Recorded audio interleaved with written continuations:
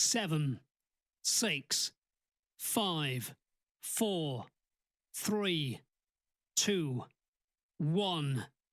Now live. 89.5 WSKB.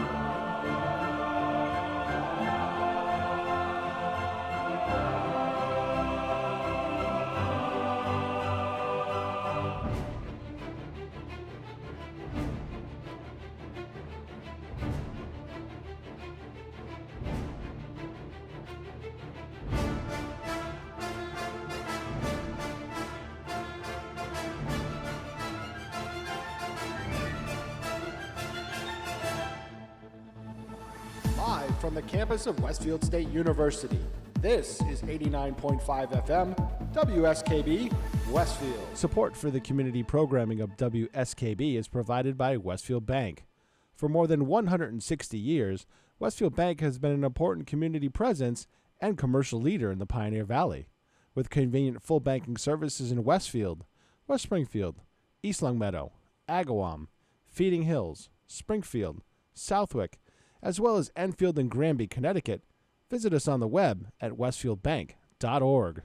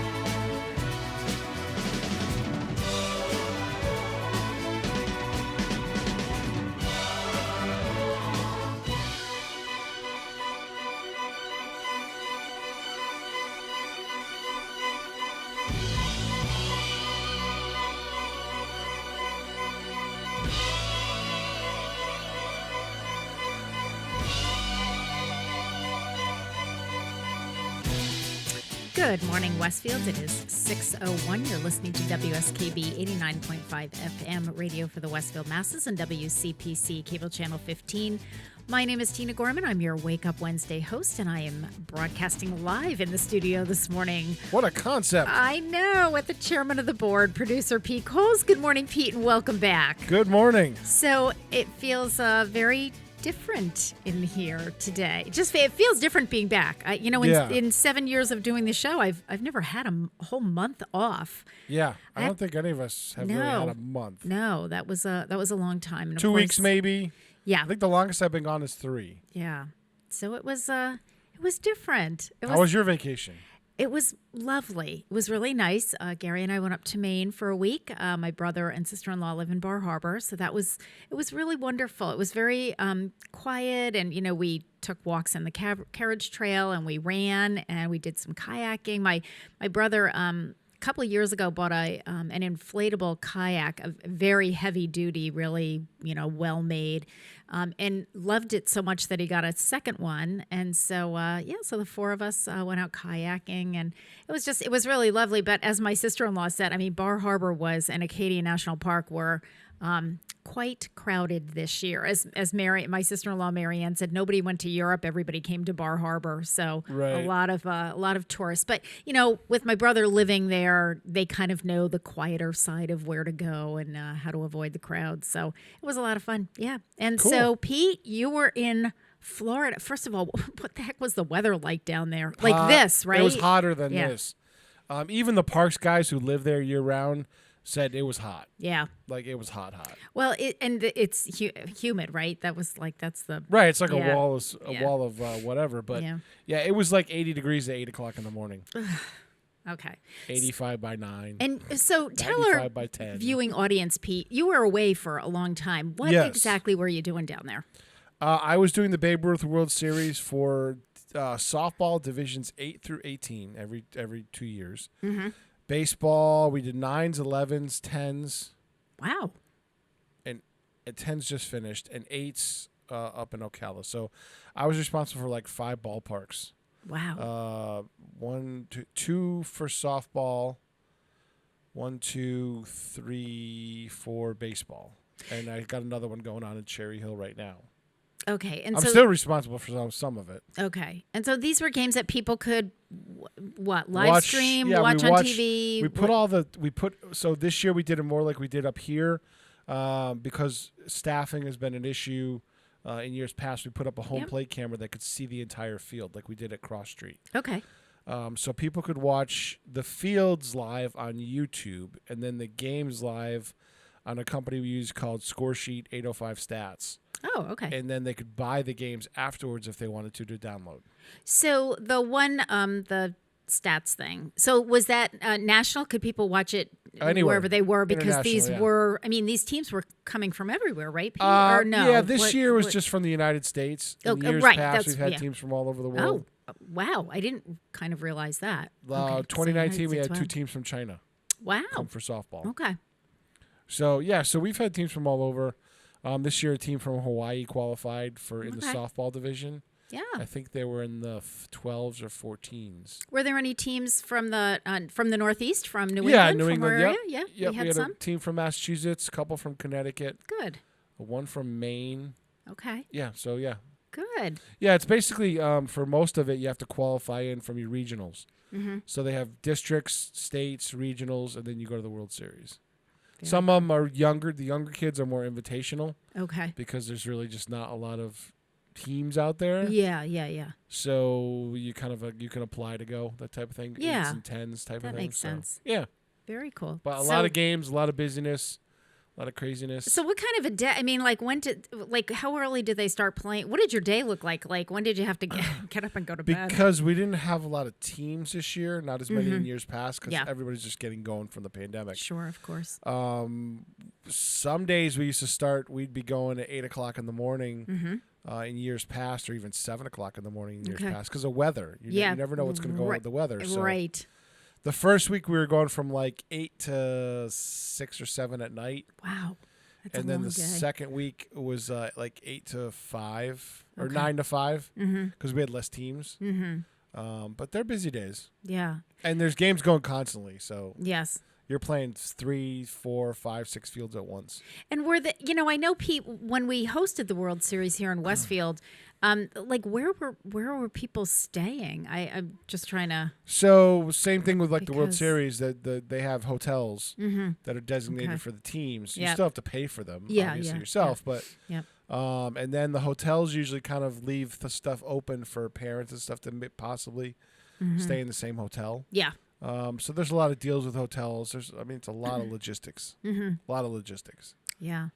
And what were the numbers like this year compared to? So not as many teams, not as many. I think the first week you Players had or like parents. 38 teams for 4 divisions, and the second week we got like 31. Usually it's up in the 40s. Still, that's okay. All right. Okay. Yeah. So just as a basis of comparison. Yeah, it's a little bit down. Yeah. And you went. I'm curious about how things went with the car, with your automobile, your SUV, because you went by. Did you Train. You went by train, and how did that Yes. go? Everything went fine. I'm not sure. I'm not sure everybody knows what that means. So what does that? Explain that to people who have never heard this concept. Amtrak runs one auto train in the United States, and Okay. in Europe it's more prevalent, way more prevalent. So somewhere along the line, I think the people in Washington D.C. said, we want to be able to go to Florida because Florida was the big thing. Yeah. So Congress, in their infinite wisdom, who kind of oversees Amtrak, said to Amtrak, "Hey, wouldn't it be great if you Yeah. made a route Yep. that can carry your car and you between basically D.C. Yep. and Orlando?" Okay. So that's the only one in the country? Yes. I did not know that. Yes. Because I have other friends that have used it. Yes. In Europe, it's very prevalent. You could take your car almost anywhere on the continent. So explain how that. So you drove down to DC from here. Yep, Lorton, Virginia, Okay. just below D.C. All right. And then you. You drive up, it's like a valet service. Okay. I was They- going to say, is this it's like a ferry boat, right? I mean. Yeah, they put a magnet on the side of your car with a number. Okay. They say, take what you want out of the car, leave your keys in it, and we'll take the rest. Okay. And then they basically load it onto an auto rack, which is the same thing you see traveling the rails with new cars all the time. Yeah. Okay. But they're more enclosed. You leave your window open so they can get to your car. Yep. And you load up the car. They load up the car to the auto rack, and it just sits nicely till it gets to its destination. And you just go in the passenger area, Yep. right? I was in a coach seat, which has legs that fold up so you can sleep. Oh, nice. I don't want to pay for a room. That's expensive. Yeah. Okay. And so, what was the time? Like, how many So hours? you leave around 4 o'clock in the afternoon, Okay. and you get in around 9 o'clock the next morning. Wow, that's not bad. No, it's an overnight trip. Yeah. It's not bad at all. It's not bad. No.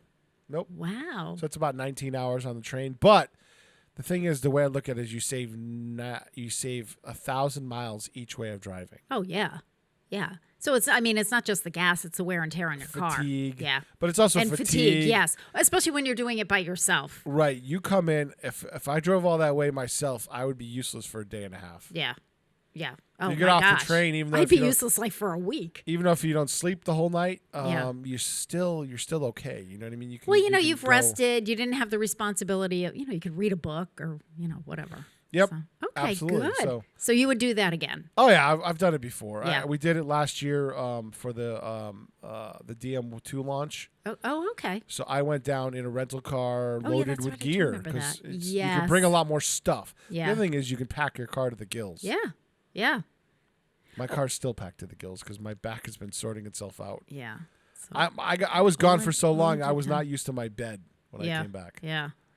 Well, it was a long time. Would you do it again, Pete, for that long a period of No. time? No. Okay. Well, hey, you did it. And You this, tried it. well, but this was different because we changed over from multi-camera field to a single camera, and I wanted to sort that out and work it out on my own, Yep.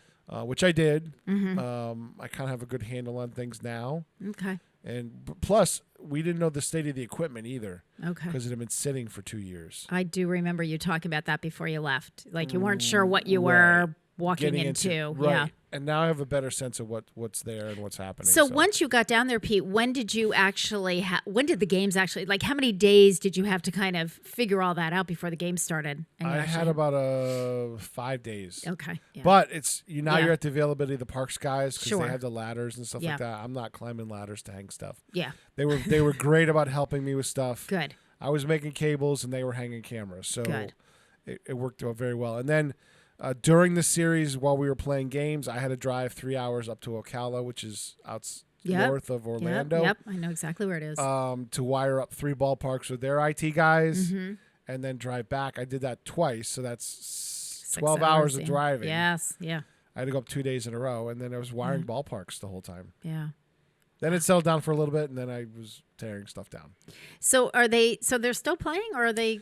Yes, there's an because you were mentioning there were a couple games. 8U kid pitch going on in Cherry Hill, New Jersey. It starts today. Oh, okay. It starts today, I believe. I know where Cherry Hill, New Jersey is. Yep, that was a stop. Being a Jersey girl. I had to stop on the way back to check that place out and get that set up for the Okay. World Series. All right.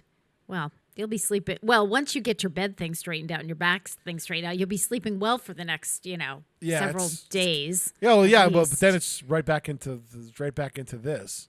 Like last night, I had a conservation commission meeting Yeah. that only lasted 2.5 hours, It is back into this. and I have flood control tonight, which is guaranteed 2 hours. And they're going to be televising, because I saw on the front page of the Westfield News today, hopefully they'll be hiring a DPW director, and I guess that meeting is supposed to be tomorrow. Thursday, Thursday, yep. And They've been trying to get a quorum. I had 2 of those yes, when I know. I was doing meetings on Zoom down there. Yes, I totally believe that, Pete. There was one night at a conservation commission meeting in my production truck at the ball field in the dark. Now, did you do any of the show? Did you do any of the morning shows from down there? I offered to, but nobody wanted to do it. No, that was fine. I mean, I think that was fine. I didn't know if I taped one for Harry. Oh, okay, you taped, because I was going to say I thought you were doing one with Harry. Yeah, So, we taped okay. with Frederica Ballard, Fly Lugu, Okay. the flight school up at the airport. Okay. Yeah, we taped one, which is All right, fine. good. All right. So before we get to our first break, let's talk a little bit about the fact that today is August 11th, and it is National Sons and Daughters Day. So National Sons and Daughters Day on August 11th brings parents and their children together for quality time. On this day, be with the joys of your life. Let your children know that you are glad that they're a part of your life. While listening to the events of their day, share family stories. Find out about their hopes and dreams. Learn what inspires them. Teach them something new, or maybe there's something that they can teach you, especially if it's technology related, especially if you're grandparents and it's technology related. Enjoy every day you have with them and spend as much quality time as you can. Time with your children can be fleeting. Not only do they grow quickly, but their interests and their needs change too. Whether we realize it or not, sons and daughters look up to us. They emulate our behavior, the good and the bad. As much as times change, children don't. We craved our parents' approval and acceptance, and our children do the same. Every child is different. Their personalities are uniquely fitted to them. While one child devours books, another may deconstruct every electronic device in the house. The chatterbox keeps us awake on long road trips, and the night owl keeps us alert to everything under the stars. No two are the same, and that's exactly how it's supposed to be. Celebrate your children and the parts that they play in your family. And how to observe this today? Do something special for your children today. If they are at home, go for a walk or enjoy a local park. Send a card or make a phone call to grown children. Remind them how special they are to you. And I think that's super important. And it's so interesting because I had the radio on this morning at 4:30, and the song that came on was Harry Chapin, "The Cat's in the Cradle." And if you know the lyrics to that song, it's really all about not kind of having time for your children and your it happens to be about a father and a son, but kind of how the dad doesn't really have a lot of time, and he means well, but he's busy, and he gets old, and the son grows up and kind of has this, kind of dishes the same thing back to dad with, gee, Dad, I'd love to come and see you, but I got a new job and it's hassling and the kids have the flu and, sure nice talking to you. So don't do that. Really spend time with your kids and especially on National Sons and Daughters Day. So it is 6:16 and you're listening to WSKB 89.5 FM radio for the Westfield Masses and WCPC cable channel 15. And in honor of National Sons and Daughters Day, we're going to play a song for daughters and a song for sons. So we're going to start with our daughters, and the name of the song is Daughters by John Mayer. We'll be back.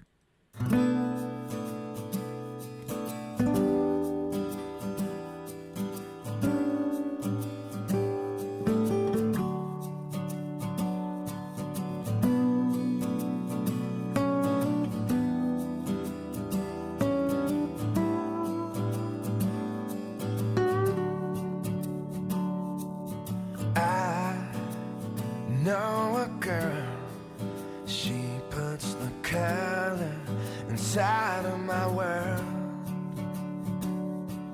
but she's just like a maze where all of the walls are continually change, and I've done all I can to stand on the steps with my heart in my hand.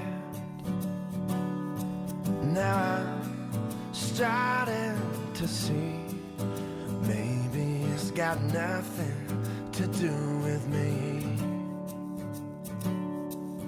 Fathers, be good to your daughters. Daughters will love like you do. Girls become lovers who turn into mothers. So mothers, be good to your daughters too.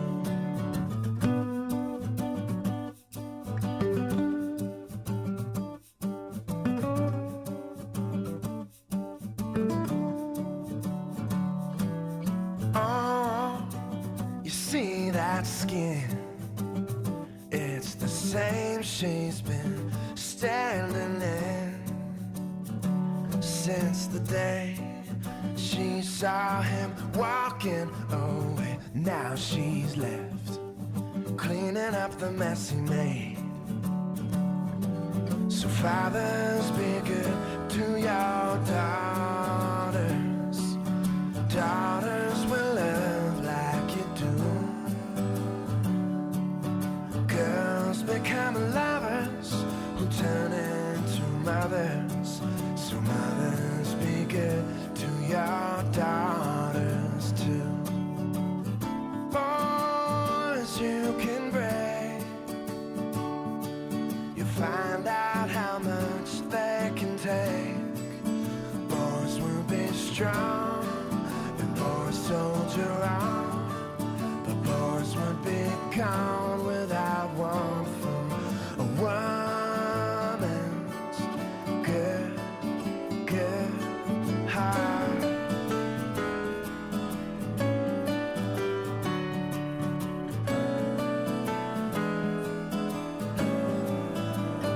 On behalf of every man, looking out for every girl, you are the God and the weight of her world. So fathers, be good to your daughters. Daughters will love like you do. Girls become lovers who turn into mothers. So mothers, be good to your daughters too. So mothers, be good to your daughters too. So mothers, be good to your daughters too. Support for community radio on WSKB provided by Westfield Electroplating. Employing over 140 skilled platers, painters, and technicians, Westfield Electroplating was founded in 1946 and was the first company in the country to achieve National Aerospace and Defense Contractor Program accreditation, proudly maintaining that status for over a decade. Westfield Electroplating provides over 50 quality finishes to meet your corrosion, cosmetic, or performance needs. On the web at www.westfieldplating.com or 413-568-3716. Westfield Electroplating, putting the finishing touches on technology. I'm Mark Auerbach. Join me every Friday at 8 a.m. for Arts Beat, where you'll meet interesting actors, directors, designers, and musicians here in Western New England. Community Radio. 89.5 WSKB. Live from Studio 120 at Westfield Technical Academy, this is WCPC Channel 15 and 89.5 FM, WSKB Westfield. Good morning, Westfield. It is 6:21. You're listening to WSKB 89.5 FM radio for the Westfield masses and WCPC Cable Channel 15. My name is Tina Gorman. I'm your Wake Up Wednesday host, and I'm in the studio live this morning with the chairman of the board, producer Pete Coles, who's back from Florida and back behind the board. Yes. So welcome again, Pete. Right back into it today. Our back's in at 10 o'clock. There you go. Tape 3 shows. You know, it is so funny, Pete, when you're away, even when you're away for a long time, it's like by the second or third day, it's like you never left. I mean, it's like, oh, yeah, here we are. Yep. I get it. All right. So listen, August 11th, some famous birthdays. It is the birthday of the late Mike Douglas, singer, television talk show host, which I actually didn't realize until I did his little the bio. Mike Douglas show? Yeah, no, I knew about the Mike Douglas show. I didn't realize he was a singer, was what I was me gonna neither. say. I was going to say that, yeah. The show, yeah. I think he was a crooner. He was. So he was born on this day in 1920 in Chicago. And get a load of this, Pete. He died on his birthday. He died on August 11th, 2006, at the age of 86. Really? He was born Michael Delaney Dowd Jr., and during the 1930s and 40s, he sang in nightclubs, on cruise ships, and with a swing band. And you're absolutely right, Pete. He was a crooner. He was that kind of a singer. And it was during his swing band days that he changed his name to Mike Douglas, and that kind of became his stage name. He next surfaced in 1961 in Cleveland, Ohio, where he was hired as the host for an afternoon television talk show at WKYC TV. The Mike Douglas Show rapidly gained popularity and ultimately national syndication in August 1963 on the 5 Westinghouse-owned stations. The show was broadcast live on KYW-TV in its city of origin, but this practice ended, and I love this, Pete, in 1965 after his guest, Zsa Zsa Gabor, used the phrase "son of a bitch" when referring to stand-up comedian and comic actor Maury Amsterdam of the Dick Van Dyke Show. Oops. So, yeah, it was like, whoa. And I could just hear Zsa Zsa Gabor saying that. On August 30th, 1965, the Mike Douglas Show aired its first Philadelphia-based show. So we switched from Cleveland to Philly. And as KYW's TV owner, Westinghouse Broadcasting successfully had a station swap with NBC. Westinghouse returned to Philadelphia with the call letters KYW. All right, guests on the Mike Douglas Show ranged from Truman Capote and Richard Nixon to the Rolling Stones, Herman's Hermits, and Kiss. Well, those are like some really different groups, like Herman's Hermits and Kiss. The show helped introduce entertainers such as Barbra Streisand and Aretha Franklin. Douglas sang the Star-Spangled Banner before the first Philadelphia Phillies game at Veterans Stadium on April 10th, 1971, and he also sang the national anthem prior to a Cincinnati Bengals-Miami Dolphins playoff game on December 23rd, 1973. He wrote 2 memoirs, My Story, and the other one was I'll Be Right Back, Memories of TV's Greatest Talk Show. He also wrote a cookbook, the Mike Douglas Cookbook, featuring recipes from himself, his family, and the show's guests. So happy birthday to the late Mike Douglas. I really used to enjoy the Mike Douglas Show. You know, that was on when I was a kid. Yeah, it was pretty non-controversial. Yeah, exactly. It was exactly. Well, but I didn't realize that, Phil Donahue was the bad boy.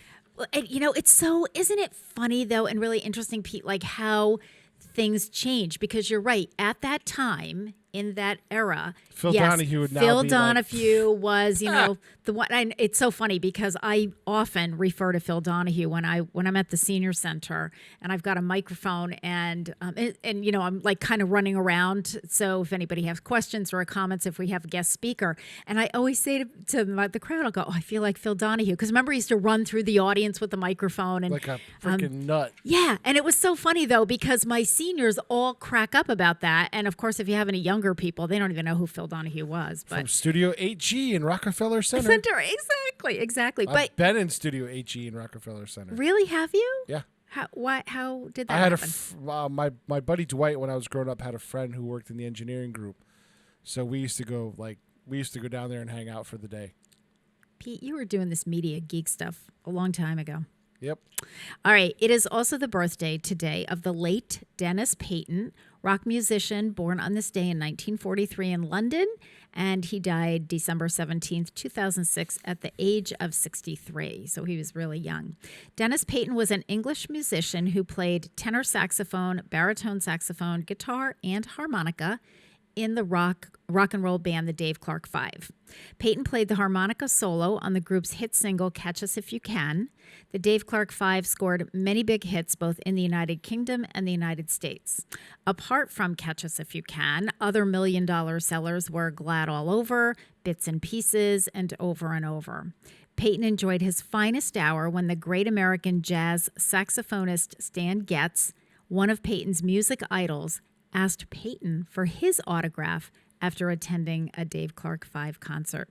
So happy birthday to Dennis Payton. And I have to tell you, like, the Dave Clark Five was one of my favorite groups from the 60s. So I was all about this. I was like, oh, yeah, I get to choose a Dave Clark Five song for one of our breaks. It is also the birthday of singer, songwriter, guitarist, and keyboardist Eric Carmen. He was born on this day in 1946 in Cleveland, Ohio. He's 75 years old today. Eric Carmen had numerous hit songs in the 1970s and 1980s. He was a member of the Raspberries, who had a million selling single with the song Go All the Way. Carmen was the lead singer of the group and wrote or co-wrote all of their hit songs. In 1975, after the breakup of the Raspberries, he started his solo career, de-emphasizing harder rock elements in favor of soft rock and power ballads. His solo career hits included All By Myself, Never Gonna Fall in Love Again, She Did It, Hungry Eyes, that was from the movie Dirty Dancing, and Make Me Lose Control. So happy 75th birthday to Eric Carmen. I can't believe how old some of these people are. It's making me feel a little bit old. All right, so those are some of the birthdays. We have some other ones. Did you see Marky Post passed away from Night Court? No, I didn't watch that show. Oh, she was on something else. I The didn't Fall see that. Guy. She was on The Fall Guy. Yeah, didn't see Really? it. Yeah, Yeah, she's 70 years old. Passed away. I was like, wow, Marky Post was 70. Holy cow. I know, doesn't it? Like, it's very strange to see some, Yeah, some right. of these people. Yeah, Exactly. kind of makes you feel old. So I just want to let our viewers know that second hour, my guest will be Mary Lou Najolski, who is the program director at the Council on Aging, because those of you who have not been away for a month, like Pete has been, know that there have been lots of things going on at the senior center. But you were previewing them before we left. I did. So, but, you know, all those previews, some of those things have changed. We've scaled up and are in the process of scaling back a little bit as well. So we'll talk about that. We'll talk about what's happening there, why it's happening, what's going on, all things senior center, both at our center as well as some of the other ones in the surrounding areas. I had the pleasure last week, Pete, of being on Mass Appeal to talk about the senior centers and what's happening. So, yeah, it was really funny. You'll appreciate this. So I was invited, of course, by my good friend and former host of WSKB, Patrick Berry, who about a month ago had said to me, you know, Tina, let's get you on the show. And, you know, I'd really like to talk to you about, you know, what's happening at the center and so forth. And I said, okay, that sounds great. I was going on vacation, so we decided we'll do it when I get back. And so it was on last Thursday. So last Wednesday, I sent Patrick an email at 6 o'clock at night saying, okay, well, we've had some changes to what's going to be happening here at the center. So here's an update before I'm on your show tomorrow.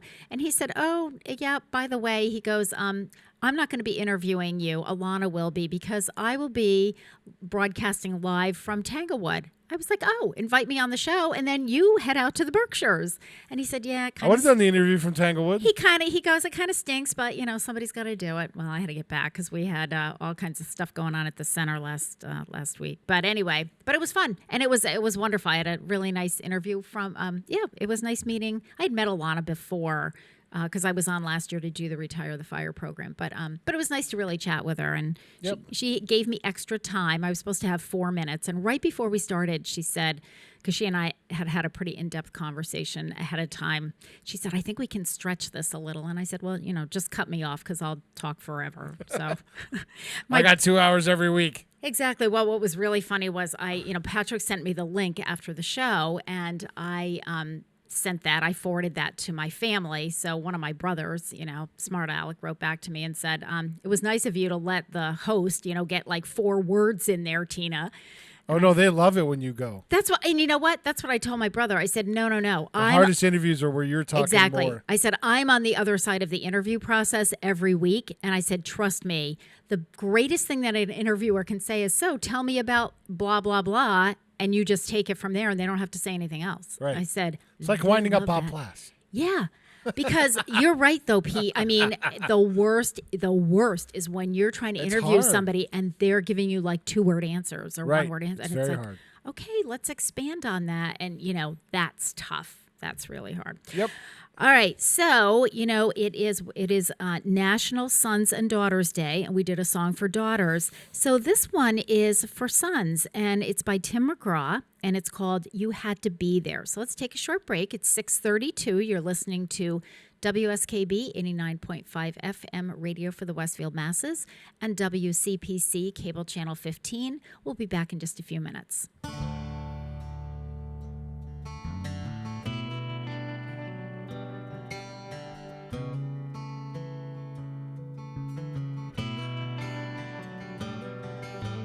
He sat down, picked up the phone, said, boy, I'm your old man.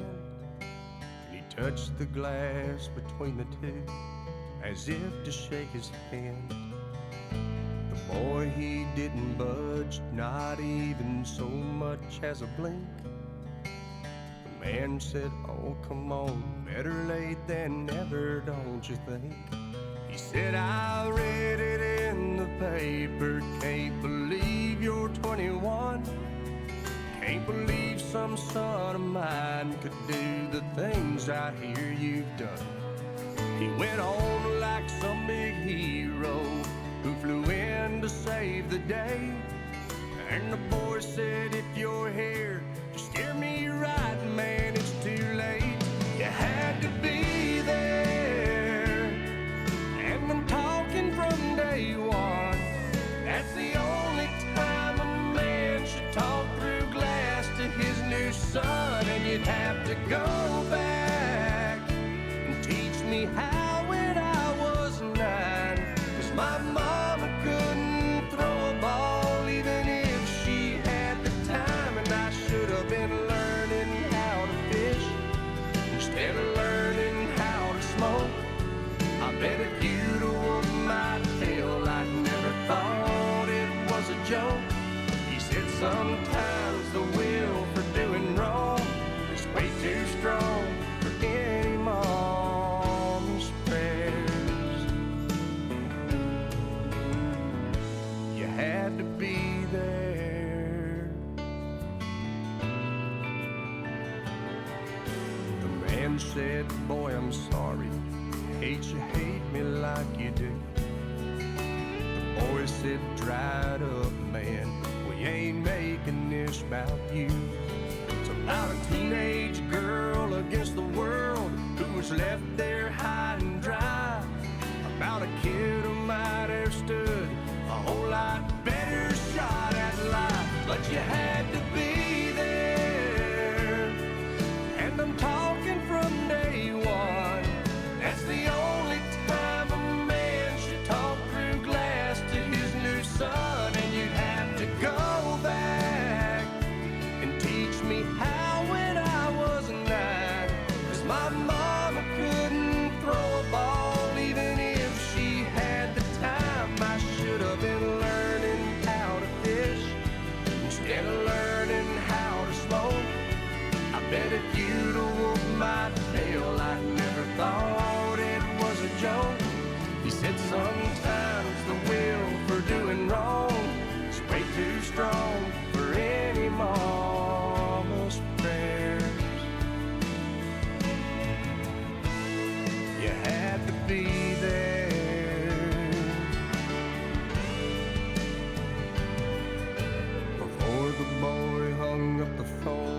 said they say I'm out of time, and it hit the man right there and then. My godson, so am I. Support for community radio on WSKB is provided by Betts Plumbing and Heating Supply Company, an independent, family-owned wholesaler serving Westfield for over 50 years, specializing in plumbing, heating, and industrial piping supplies. On the web at bettsplumbing.com or at 14 Coleman Avenue in Westfield. Join us the third Wednesday of every month with Selectman Joe Didi and his take on everything Southwick. Community Radio. 89.5 WSKB. Live from Studio 120 at Westfield Technical Academy, this is WCPC Channel 15 and 89.5 FM, WSKB Westfield. Good morning, Westfield. It is 6:37. You're listening to WSKB 89.5 FM radio for the Westfield masses and WCPC Cable Channel 15. My name is Tina Gorman. I'm your Wake Up Wednesday host, and we are broadcasting very live this morning. And in the studio with me is Pete Coles, producer and chairman of the board. Pete, I'm just realizing it's very quiet here. Are we the only people like in the whole building? No, the custodians are here, but our head custodian, Mark Poulin, injured himself. Oh, dear. Coming to work, and he tripped down his stairs and Oh. dislocated his ankle in two places and broke his leg. Oh, man. He's going to be out for a while. Oh, that's ugly. I was asking the guys, hey, where's Poulin? He said, you didn't hear? I'm like, I've been gone. And like, they told me what happened. Like, oh, my Lord. Wow. And, I don't know what's going on, but when I drove in this morning at 5:45, the parking lot, the upper parking lot near the ball field, it's filled with cars. And I'm thinking, Starfires could be on a road trip. Oh, that's what, because I'm looking around, I'm going, okay, what are they doing? Some kind of a meeting at like 6:00 in the morning at Tech? Yeah, I bet that's it. Yeah, that must be what it is. Okay, that makes sense. Yeah, that makes they're sense. wrapping up in like a week or two. I think. I know, because they had contacted me a few weeks ago about, trying to distribute tickets to the seniors and stuff, and we were trying to make something happen, but then it turned out that, I said, okay, well, let's talk dates and everything. And it was kind of like, it's like right away because our season's ending. And I said, okay, well, I can't really make that happen.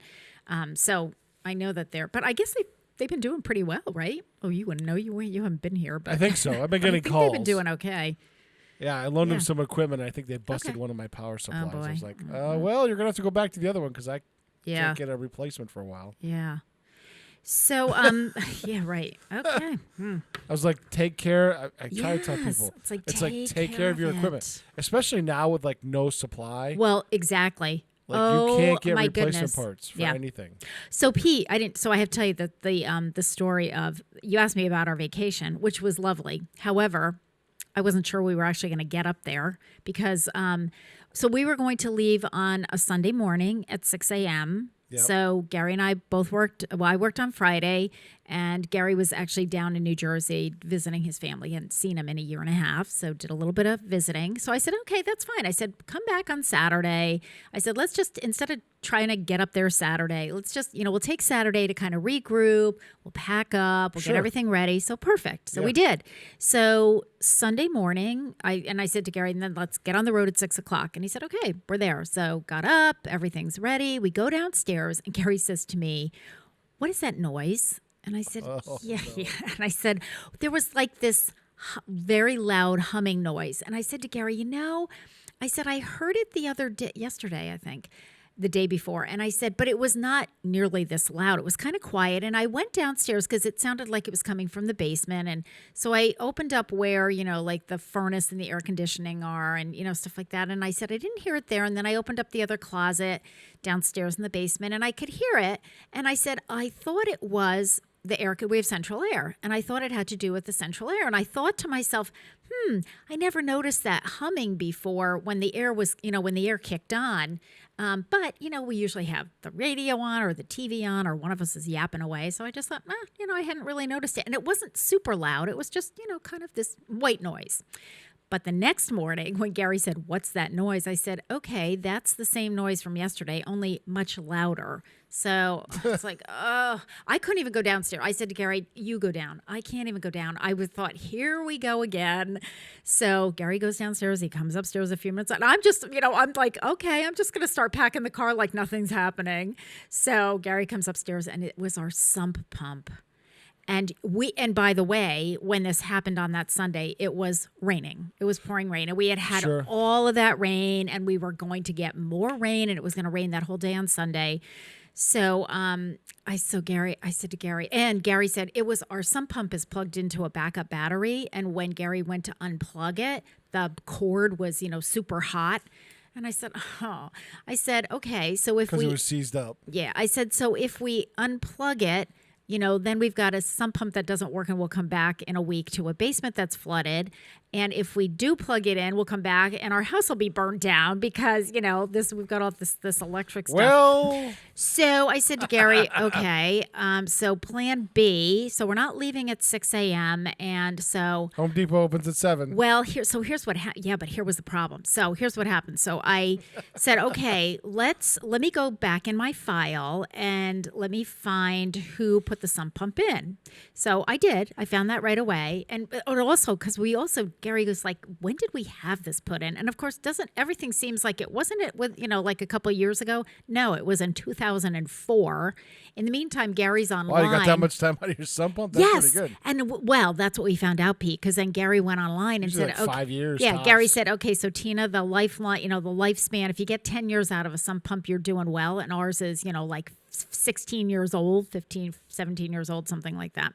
So he said, okay, clearly this is not a good situation. And then I said to him, I said, Gare, and the guy who put it in, I went online to look up, the company. Well, the company no longer exists. It was out of Chicopee. And the guy, so I'm pulling up the father who started the company, his obituary. So I said to Gary, okay, well, we're not calling the guy who put this in because the son had taken over and now lives in San Francisco. So I said, plan B. So Gary's trying to get a hold of our, a plumber who's a friend of ours. And so Gary's like, all right, well, we can get, we'll get an opinion from him. In the meantime, I said to Gary, here's what our problem is going to be. Where the heck are you going to get a sump pump? Because that's what triggered it, Pete, when you were talking about the Sure. equipment. You can't get any of this now. It's hard to get stuff right now because So- their supply chain is shot. Exactly. And I said to Gary, and this is not a good situation because, again, it was raining that day and they were calling for more rain that week. Oh, I know. I was in constant communication with my girlfriend whose basement regularly floods. Yeah. So long and the short of it is that my daughter Grace has been dating a guy, Isaac, and Isaac works for a very small company that flips houses. So Grace was He's over. handy? He's very. I mean, he's awesome. Yeah. And he also, and Pete, he went to culinary school. So he also cooks. I mean, this guy's amazing. I said to Gracie, don't mess this up. I love this That's what guy. my mother says about my girlfriend. Yeah. It's like, don't mess this up. I love this guy. So anyway, Grace gets wind of it because I must have texted Grace and my brother to say, or I emailed my brother because he's up in Maine and he doesn't have great cell service. It's like, okay, well, we're not going to be there when we thought we were. Stay tuned because we got to figure out the sump pump situation. So Grace texts us and says, listen, Isaac just put in a sump pump at one of his houses 2 days ago. He knows exactly where to get one because he had called all over Western, Massachusetts, and there was like one place. So he's on it. It was Lowe's in Springfield, believe it or not. And Grace goes, he's on his way over there to see if they have any because they didn't have a lot when he was there on Friday, I guess, and this was on Sunday. Yep. So long story short, he goes into Lowe's. He said there were 4 sump pumps. He had asked Gary on the way, like, which horsepower do you want me to get? And Gary said, get the half horsepower. And so Isaac said, I walked into Lowe's. Lucky.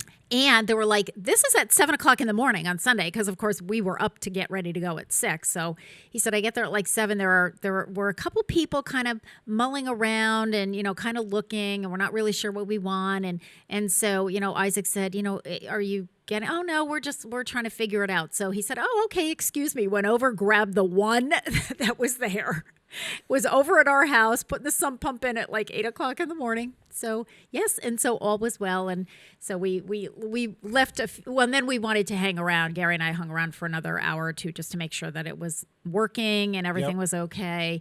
And then we took off. But yeah, it's just as you said, Pete. And I know people who are trying to get appliances and lumber construction is anything construction right now. Yeah, it's just mainly so hard. because of Texas with their freeze out thing, and so many houses were damaged. And then people have been doing so many home improvement projects. Exactly. Because they've been home. And they could see it all the time. It drives them nuts. Yep. And also because I know in Gary's side of the family, my two nephews who are also quite handy were, like building sort of home offices, because now they're working for companies who are saying, oh, you know what, this working at home thing, that's okay. So as we transition back, if you guys want to continue working from home, you can, at least, part of the time. So they've got some really nice, so that's what they were working on, over the last year, just setting up their home offices and stuff and building and putting up walls and all that stuff. So yep, sure. Yeah, so all good stuff. All right, let's take a short break and then we'll come back and do some more birthdays. It is 6:46. You're listening to WSKB 89.5 FM radio for the Westfield masses and WCPC cable channel 15. We're going to listen to Eric Carmen on his 75th birthday singing Never Gonna Fall in Love Again.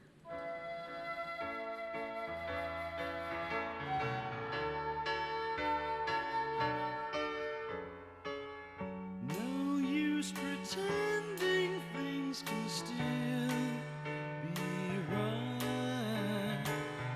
There's really nothing more to say. I'll get along without your kiss.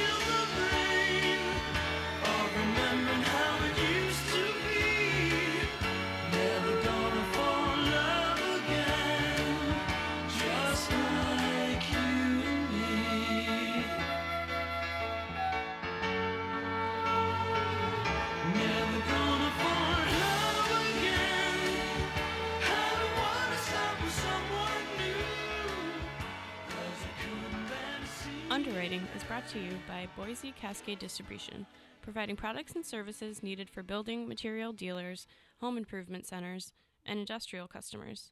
They offer everything from engineered wood and plywood to Drex decking and railing, James Hardy siding, and Advantech subfloor. Located at 33 Fowler Street Extension in Westfield and on the web at bc.com, they are committed to providing quality products, great service, convenience, and value. Underwriting for Community Radio on WSKB is brought to you in part by Rockies.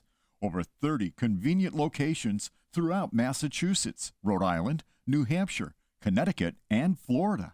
One of the nation's largest ACE dealers. Expertise and great product selection in paint, hardware, lawn and garden. That's Rockies. Rock solid service since 1926. On the web at rockies.com. This is Ken Stomsky from Ken's Den on WCPC 15 and 89.5 FM, Tuesdays, 8 to 10. Community Radio. 89.5 WSKB. Live from Studio 120 at Westfield Technical Academy, this is WCPC Channel 15 and 89.5 FM, WSKB Westfield. Good morning, Westfield. It is 6:52. You're listening to WSKB 89.5 FM radio for the Westfield masses and WCPC Cable Channel 15. My name is Tina Gorman. I'm your Wake Up Wednesday host, and I'm in the studio this morning with the chairman of the board, who's back from Florida, producer Pete Coles. Good morning again, Pete. Good morning. So I do just want to mention that today at the Senior Center, it is Brown Bag Food Distribution Day, and that means that we end the show about 5 minutes early so that I can go flying back over to the Senior Center and help get set up for that. So those of you who are eligible for brown bags, and there is an application that has to be completed, so you can't just sort of show up. You have to have your brown bag card. The food distribution time is between 9 and 10, and we do ask you to be respectful of that time. It's going to be very hot and humid out there, so I'm telling you right now, folks, at 10 o'clock, we're done, so make sure you get there. And that's not usually a problem. People are usually pretty good, usually lining up early, and that's fine too. We'll start a little early, so hopefully we can end a little early. Mm-hmm. All right. It is the birthday today, August 11th, of Marilyn Vos Savant. She is a writer, and she was born on this day in 1946, same as Eric Carmen. She's 75 years old. She was born in St. Louis, Missouri. Writer Marilyn Vos Savant has an IQ of 228. One of the highest ever recorded. Someone with quote normal intelligence would score somewhere around 100 on an IQ test. So just so you have a basis of comparison. Vos Savant has lived a quiet life since childhood. Her parents made sure she maintained an average upbringing, unfettered by the intrigue that would have mounted if the public ever knew about her high IQ. Of course, secrets like that are hard to maintain, and eventually the word got out. Vos Savant's attempt at anonymity ended in 1985 when the Guinness Book of World Records obtained her IQ test scores from the Mega Society, which is a group whose membership is restricted to those with only the highest of the high IQ scores. As members, IQ scores must be higher than 99.999% of the general population. Ouch. Membership has been limited to as few as 30 people. That's amazing. With the publication of her IQ scores in the Guinness Book of World Records, Vos Savant became the focus of media attention. Hardly the stereotypical stuffy super genius, the outgoing, fun-loving Vos Savant became a favorite on the talk show circuit. In 1987, she married Robert K. Jarvik, the surgeon who developed the mechanical artificial human heart that bears his name. Together, they follow pursuits both intellectual and jovial, the latter of which include ballroom dancing lessons. In 1986, Parade magazine wrote a profile on Vos Savant that was so popular, they gave her a column titled Ask Marilyn. In it, she answers academic and logic problems. So happy birthday to Marilyn Vos Savant. Is that where they came up with the term idiot savant? I think so. Pete, that was the first thing I thought of. I didn't see that anywhere, and I was surprised. The smartest person then is contrasted with an idiot. Exactly. And I I thought the exact same thing. So we'll have to look that one up. I didn't find anything on that, but I'm thinking to myself, is that coincidental? I think not. All right, today is also the birthday of the late Jerry Falwell Sr., television evangelist. He was born on this day in 1933 in Lynchburg, Virginia, and died in 2007 at the age of 73. Jerry Falwell is a fundamentalist, or was a fundamentalist religious leader who combined his religious activities, which included a nationwide television program, with promotion of a variety of right-wing political causes. He is perhaps best known as the founder of the Moral Majority, Inc. He attended public schools. This I did not know, Pete. Here's a trivia for you. Jerry Falwell attended public schools, excelled at sports, and earned a 98.6% average in high school before entering Lynchburg College in 1950. Midway through his sophomore year, he underwent a religious conversion, declining an offer to play baseball with the St. Louis Cardinals. So he was that good. He was, they were looking for him in the pros. Falwell transferred to the Baptist College in Springfield, Missouri. Ordained to the ministry in 1956, Jerry Falwell founded the Thomas Road Baptist Church in his hometown of Lynchburg, Virginia, with an initial congregation of 35 adults and their families. From this modest start, the Thomas Road Church grew to a membership of 22,000 and eventually included a day school, a live-in rehabilitation center for alcoholics because Falwell's father drank excessively and died when his son was just 15, a summer camp for children, a transportation service, and missionary and relief work in Guatemala, Haiti, South Korea, and elsewhere. A half-hour daily radio broadcast, launched when the church was only a week old, grew into a television show which went national in 1971 and soon reached an audience estimated in the millions. The religion preached from Falwell's pulpit was what used to be called fundamentalist. The entire Bible, from Genesis to Revelation, Falwell said, is the inerrant Word of God and totally accurate in all respects. By the late 1970s, the conservative Christian movement had grown substantially, and Falwell had taken on a series of political causes, which included voluntary prayer in the schools, free enterprise, balanced budgets, military strength, and aid to Israel. He preached against the Equal Rights Amendment, pornography, abortion, homosexuality, parimutuel betting, and rock and roll music. Recognizing the political potential of his flock. So he's about 50-50. Yeah. Recognizing the political potential of his flock and others like it, Falwell founded the Moral Majority in 1979. The lobbying group's aim was to, quote, reverse the politicization of immorality in our society. He died of cardiac complications at the age of 73, but not before he had, I think ultimately, he kind of had a down, there was a real downturn. There was some, he was human. Were corruption charges. Yeah, he was human. Yeah, he was human. Exactly. And that's what we learned ultimately. So anyway, happy birthday to the late Jerry Falwell. He certainly was a prominent figure for a while. Savant goes back to the 1780s. Okay, so it has nothing to do with her, but it's wild that her name. Weird? I know. How coincidental is that? And it affects females 6-1 more than males. Really? Not the savant disorder. No, but the genius end. Yeah, not the savant disorder is 6-1 females to males. Not gotcha. The genius thing. Got it. Okay. All right. I'm just reading up on savant disorder, and I was like, what are the chances that? How did they define savant disorder, Pete? Kind of like the movie with Tom Cruise. Oh yeah. Where you're really good at one thing, and usually it's either half of them are associated with autism, and half of them are from traumatic brain disorder. Okay, right. So you're like really good at one thing, like that guy was good at card counting. Yeah, well, he was. Yeah, anything with numbers memorization. Right. Yeah, right. Dustin Hoffman played. Yeah, that's based on a real guy named Kim Peek. Yes. Yeah, I knew it was based on a real story. Now I can't remember the name of the movie.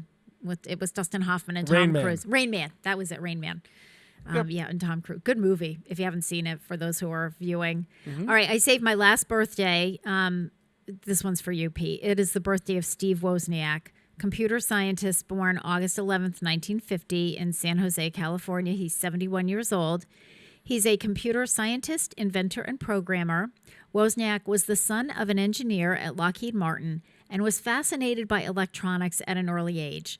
Although he was never a star student in the traditional sense, Steve Wozniak had an aptitude for building working electronics from scratch. During his brief stint at the University of California at Berkeley, Wozniak met Steve Jobs, who was still in high school. The two later paired up to form Apple Computer in 1976, prompting Wozniak to quit his job at Hewlett-Packard. Working out of a family garage, he and Jobs attempted to produce a user-friendly alternative to the computers that were being introduced by international business machines at the time. Wozniak worked on the invention of products, and Jobs was responsible for marketing. Not long after Apple was founded, Steve Wozniak created the Apple I, a design built largely in Jobs' bedroom and garage. With Wozniak's knowledge of electronics and Jobs' marketing skills, the two were well suited to do business together. Wozniak went on to conceive the Apple II as part of the company's personal computer series, and by 1983, Apple had a stock value of $985 million. Wozniak ended his employment with Apple in 1985. In February 1981, Wozniak was injured when the private plane he was piloting crashed while taking off from the Santa Cruz Sky Park. His painstaking recovery lasted 2 years as he suffered from a variety of injuries and amnesia. Following his accident and subsequent recovery, Wozniak went on to found numerous ventures, including CL9, the company responsible for the first programmable universal remote control. Did you know that, Pete? No. I didn't either.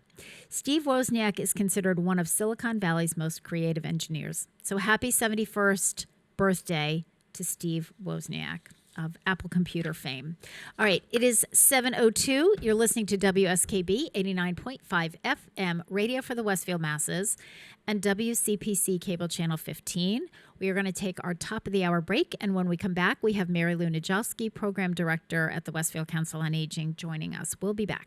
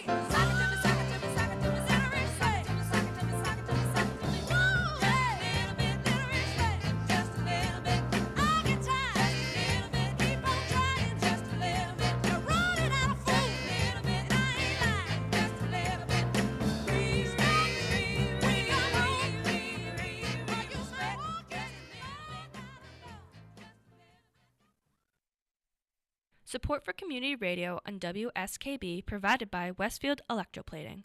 Employing over 140 skilled platers, painters, and technicians, Westfield Electroplating was founded in 1946 and was the first company in the country to achieve National Aerospace and Defense Contractor Program accreditation, proudly maintaining that status for over a decade. Westfield Electroplating provides over 50 quality finishes to meet your corrosion, cosmetic, or performance needs. On the web at www.westfieldplating.com or 413-568-3716. Westfield Electroplating, putting the finishing touches on technology. Hi, it's Bob Plass, and I have Wow, It's Tuesday, every Tuesday, 6 to 8. Wow, it's Tuesday. Community Radio. 89.5 WSKB. I did it! Live from Studio 120 at Westfield Technical Academy, this is WCPC Channel 15 and 89.5 FM, WSKB Westfield. Good morning, Westfield. It is 7:06. You're listening to WSKB 89.5 FM radio for the Westfield masses and WCPC Cable Channel 15.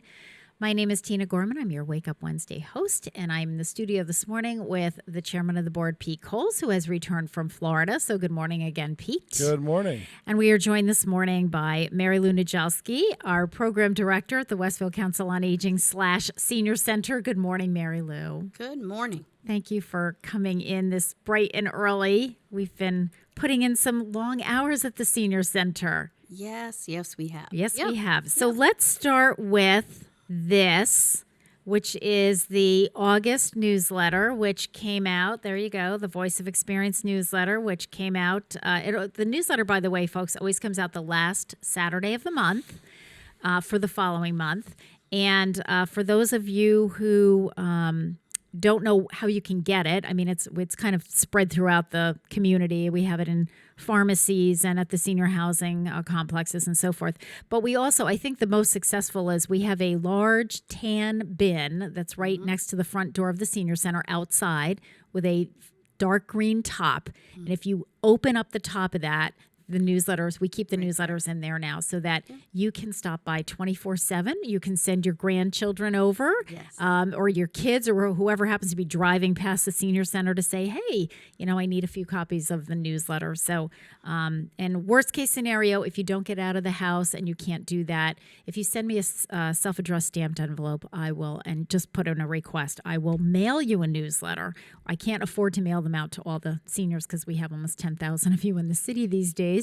But we are happy to do that. But so Mary Lou, so the August newsletter, we should probably start with the meal program, right? Because front page, indoor dining returns on August 16th, introducing Wednesday curbside cuisine, no meal service August 9th through August 13th. So let's start with the last one because that's this week. That's this week. And that's the easy one because we really are not having any meal service this week, curbside or otherwise. Right. We have given a few days for our kitchen crew to take some time off, a well-deserved rest. So we are not doing any meals this week. No meals at all. That has stayed. Now, as we know with the pandemic, it's fluid. That's the term that Joe Rouse hates the most because, it's fluid and the situation is ever changing.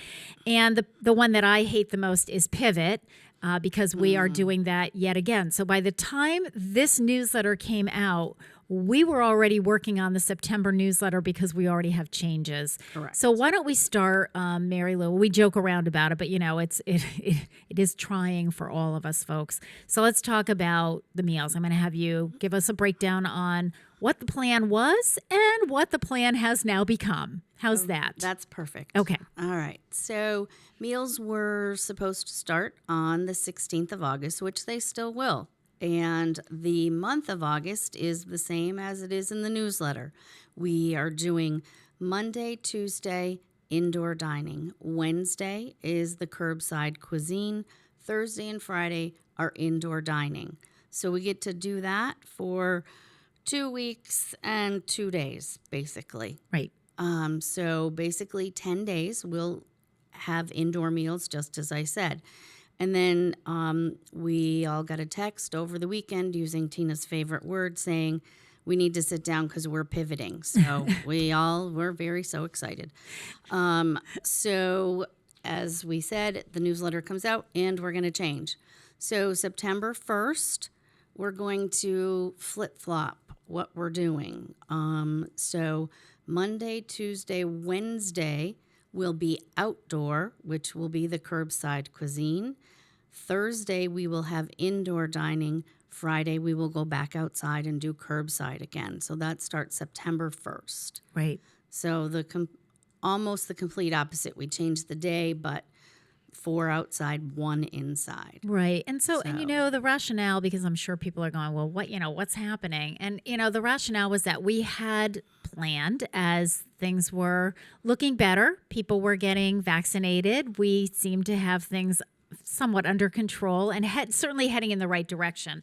And that, this was really all the senior centers were doing that. They were transitioning from either grab and goes or curbside, whatever they were calling it, that they were doing outside, to more indoor dining. Some were doing, kind of a 3 and 2. They kept curbside 3 days a week, and they started to transition into indoor. There are very few senior centers that have the luxury of doing both at the same time, because you've got to have both the staffing for that as well as the physical setup with your parking lot. Right. We don't really have that to do that in a safe way, so we really can't. But just as we all started to do that transition, we got an email from the Department of Public Health saying that, because of the Delta variant, because we're seeing the numbers rise, change is on the way and we need to be cautious. So that prompted a meeting among all the directors. And that prompted the Executive Office of Elder Affairs, which kind of oversees all of the senior centers and the COAs, the Councils on Aging, has for the most part said to us, work with your local health department, work with your local town administrators, because every city and town is different. But the one thing that EOEA was very clear about when this directive came out, and that was about 2 weeks ago, was whatever you can do outside, do it. Keep as much outside as you possibly can. That was the word from EOEA. So in our case, as Mary Lou can talk, we'll talk a little bit about the fitness programming that we have going on outdoors right now. But the other big piece that we were doing outside were lunchtime meals, the brown bag program, we're starting to do some signups outside curbside. Yep. So because the lunch program is such a big program, we decided that, okay, that would be easy enough to shift and flip back outside. We've kind of, at least for the month of September, that's the plan anyway, could change on a dime before I finish that newsletter. But at least for now, so as Mary Lou said, we're going to go 4 days out starting September 1 and 1 day in. So, and we'll see how that goes. And we have learned that, we really have to be flexible. We look at the science, we look at the numbers, and we listen to the directives that we're getting, such as they are. And that's our best. So, Mary Lou, let's talk a little bit before we move into some of the outdoor fitness programming. What can people expect if they do want to come in next week for some meals? First of all, they need to know that we're limited in the number of people that we can have in the great room. Correct. Right? Okay. Yes. So, well, we met with Joe Rouse and Deb Mulvena, and they went around the building with Tina and myself, and we came up with a maximum number for each and every room in the senior center. And Tina has posted all of the maximums so that before you go into a room, the maximum number. So we've had to, change around some things with some of our programs because the old way of doing things just isn't going to work right now. So the prime example is our line dancers. Last Friday, I went out and I explained to them that, and sometimes there can be up to 30 line dancers. Yeah. Big group. So I explained to them that we met with the Department of Health, and then I also talked to Clara Sanborn, who's our instructor, and we came up with another day to do line dancing because the maximum number of line dancers is 12, plus the 2 instructors that we have, but 12 line dancers. So all of you cannot come on Friday once we move indoors. For now, right now, when we have the tent, as many of you spread out, you can dance, as many of you as need be. But once September comes, we have to come inside because we don't have the tent any longer. Yeah. The tent's going to the Big E. We're losing the tent to the Big E, right? So once they come inside, it's 12. So what the ladies decided is they would like to pick a day. They would rather not call in each week, which I was absolutely fine with, I must admit. Yeah. And they were good. They really would rather just pick a day rather than have to call each week. So we have 12 slots filled on Friday. The other day that we're going to do line dancing is Thursdays, and we're going to do that from 2 to 3:30 on Thursdays. And I have, I believe I have 2 more slots open on the Thursday. So we still have a little bit of room. I did look back over the summer yesterday, and I called all the line dancers that were not here last Friday because I wanted to be sure that they knew about it and they had a chance to sign up for the Thursday. They couldn't do Friday, but they had a chance to do Thursday. So each and every place has, in the senior center, has a maximum, just like our great room. Yeah. The one thing I think that folks will notice very quickly when they walk in is there are 4 chairs to a table. Because that's, again, we went through, we talked about it with Joe Rouse and Deb Mulvena, and that's what we came up with. That's what we feel we can do. I made the decision that we would not bring back our volunteers, though I know they are anxious to get back. I'm anxious to have them come back. But for 10 days, I just did not think that was a good plan. Right. We kind of had everybody lined up when we thought this was the beginning and here we go. Right. However, when it became apparent that this was only going to happen for a couple of weeks and then it would just be one day a week indoors, we'll see how that goes. It didn't make sense to bring the volunteers back for 10 days. No, Hopefully so we'll get them back at some point. Yeah, so staff. You know what will I be serving. do want to talk about too, Mary Lou, is just because I want people to understand the process of how Joe and Deb and you and I all kind of came up with those numbers. So it wasn't, it wasn't arbitrary. Like we didn't walk in a room and say, okay, well, this room looks good for about 12. What we did was we based it on square footage. Right. So we looked at, every room we looked at, and I have the square footage of that because I have all the plans. And then because for a while when we were at our not just us, but when the state was at its strictest limitations with capacities, one of the things they were using for us was essentially one person for for every 100 square feet. So if I had, a room with 700 square feet, it was 7 people in that room. So we kind of took that number as kind of a baseline number, and then that was sort of our starting point. And then it, for the most part, kind of doubled that number. But the other thing that we were looking at wasn't just square footage. It was how is this room going to be used? So I think that's important because that actually comes into play in the fitness room where it's not just a set number. It's a set number based on the activity. So maybe you could talk a little bit about the difference. Chair yoga was kind of a separate category versus, the male call class, the line dancing class, the totally fun fitness class. Right. So as I said, the line dancers, that number was 12 for the number of students. For chair yoga, which is very different, obviously, than line dancing. The line dancers are moving all over the place. That's what they're doing. They're line dancing. The chair yoga folks come in and sit down in a chair. That's what they're doing. It's chair yoga. So that number is 15. The male call fitness, we have, when we are inside, and again, this was, pre-pandemic, we maybe had 12 to 15 guys. Over the course of the summer, being outside, we've had 6 to 8 guys. Some have said they will think about coming back when we come inside. So we think that we will be okay with, exactly we don't have to double that class, in other words. We're hoping right now to just run that class. That'll be run twice a week, and they'll keep the same time slot for that. Correct. And the other thing, too, is just so that, our viewers and our listeners know, when we set up, when we did the fitness numbers in that class, we literally, for Deb and Joe, like Mary Lou, you arranged the chairs the way that, because I think Deb was having a hard time picturing, well, wait a minute, 15 people in this room, that's a lot of people.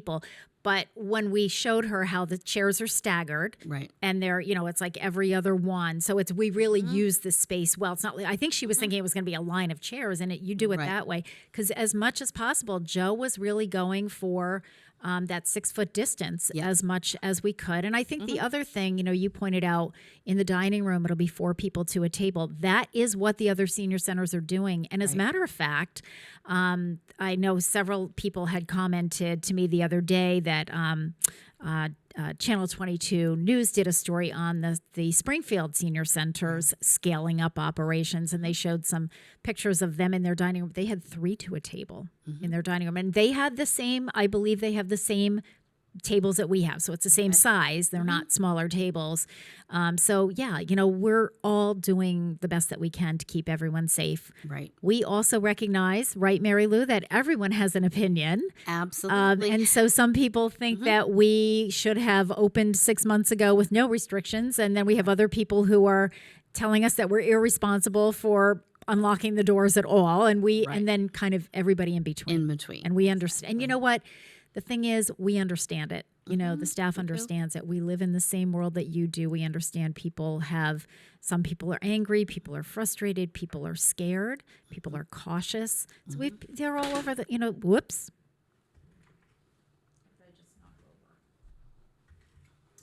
I'm off. Keep going. I'm okay? on? We just can't hear ourselves. Oh, okay. Sorry. I can't hear myself. Okay. All right. That's fine. Anyway, so you know what? As a matter of fact, it is 7:22. So let's take a short break while I regroup here because I can't hear anything. It is 7:22. You're listening to WSKB 89.5 FM radio for the Westfield Masses and WCPC Cable Channel 15. In honor of the birthday of Dennis Payton from the Dave Clark 5, we're going to listen to Catch Us If You Can. We'll be back. Here they come again. Catch us if you can. Time to get a move on. We were young with all of our might. Catch us if you can. Catch us if you can. Catch us if you can. Catch us if you can. Now we gotta run. No more time for fun. When we're getting angry, we were young with all of our might. Catch us if you can. Catch us if you can. Catch us if you can. Catch us if you can.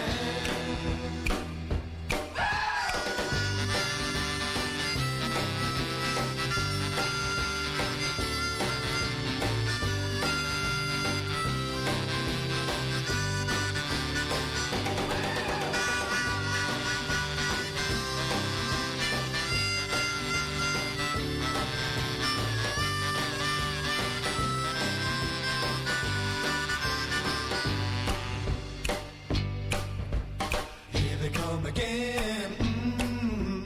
Catch us if you can. Time to get a move on. We were young with all of our might. Catch us if you can. Catch us if you can. Catch us if you can. Catch us if you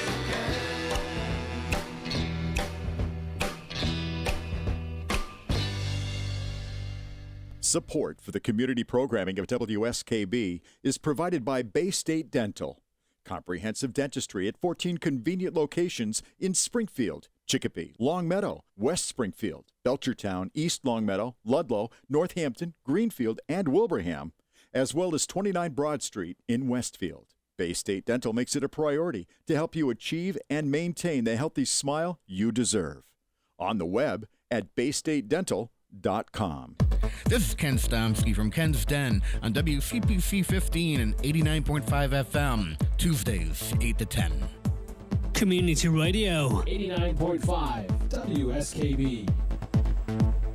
Live from Studio 120 at Westfield Technical Academy, this is WCPC Channel 15 and 89.5 FM, WSKB Westfield. Good morning, Westfield. It is 7:25. You're listening to WSKB 89.5 FM radio for the Westfield Masses and WCPC Cable Channel 15. My name is Tina Gorman. I'm your Wake Up Wednesday host, and I have Mary Lou Najelski with me in the studio this morning. Mary Lou is the program director at the Council on Aging Senior Center, and we are talking about scaling up operations and then kind of scaling back a little bit as well. But, the doors are unlocked to the senior center. So let's talk about, people have been away for a year and a half. Many people haven't come anywhere near the center. Some have come through for, curbside lunches. Some have come through to borrow equipment and so forth. But, for those who haven't been around, there are definitely some changes. And the first one is just getting into the parking lot. So maybe you could talk about that. Let's start with that just so that people know what to expect. Okay. So if you are coming down Noble Street from Route 20 and the senior center is on your right-hand side, you're going to drive by the exit that used to be the entrance. So you're going to drive right by the senior center. You are going to turn right onto Murphy Circle and then another right into the parking lot. This is how we have had the curbside folks doing it for all of the pandemic because the traffic flow is just easier in case there's a line. And so then there are two signs as you enter. To the left, you would come through the lunch line. Mm-hmm. To the right is where all the program parking is. You will notice that there are cars parked to the right, but those are the staff cars. Right. And the tent is there, so that's why we don't have people parking there. Though it has been so rainy, I'm sure that a lot of people thought they could park under the tent. But we don't really like to have people parking under the tent. So you choose which way you're parking. And then you come into the senior center, and that looks a little different as well for a couple reasons. First of all, the outside doors look the same, but as you walk in, you notice the second set of doors now slides. So there's no heavy doors. The outside doors are coming. Yes. So we just have to be patient. So both sets of doors will slide, so that will be wonderful. They will be contactless doors, no touching. Yes, no touching the door. You just walk up to it, it knows you're there, it opens up, and it stays open. There's an eye in the door. It stays open plenty long enough, so if you are a little bit slower walking, the door is absolutely not going to close on you, right? Just like any other place. So once you actually are inside the building, you'll notice that where you scan in is right as you walk in the door. It's just, if you're looking at the travel office, it's just to the left of the travel office. Sandra's there. She will be asking you to scan in. You will no longer touch the screen like you used to. We thought that it was a better idea if we had one person touching the screen rather than 100 people touching the screen each day. So Sandra will be asking you what you're here for. And obviously, if it's more than one event, it's more than one event. So she will check you in for everything that you need to be checked in for. If you are having lunch, we can get into that later, but she will give you a pink piece of paper, and you will bring that into the lunchroom, and we'll go over all that in a little bit. Okay. So Sandra, like I said, she checks you in. We also now have someone each day that we are calling the information person. So we have volunteers Monday through Friday that will be at the senior center 8:30 to 11:30 to help you out. Anybody, you can ask questions to, so they can guide you to the right person within the senior center. 99% of us are not having folks in our offices because our offices aren't big enough. So if you need to talk to somebody, that person will more than likely come out and speak to you. There are plenty of places within the senior center where you can have a private conversation. So most folks, like I said, will come out to you. So they'll get notified by the information person that there's someone there to see them. They'll come out and you'll be all set. That information person, of course, has their newsletter, so they know what's going on for the month. We also will, let them know what's going on, or what we believe is coming up, because we can't promise anybody anything. As I have said, even when I said to the line dancers last week, okay, this is what we're doing, I said, but by the time I walk back inside the door, there could be another plan.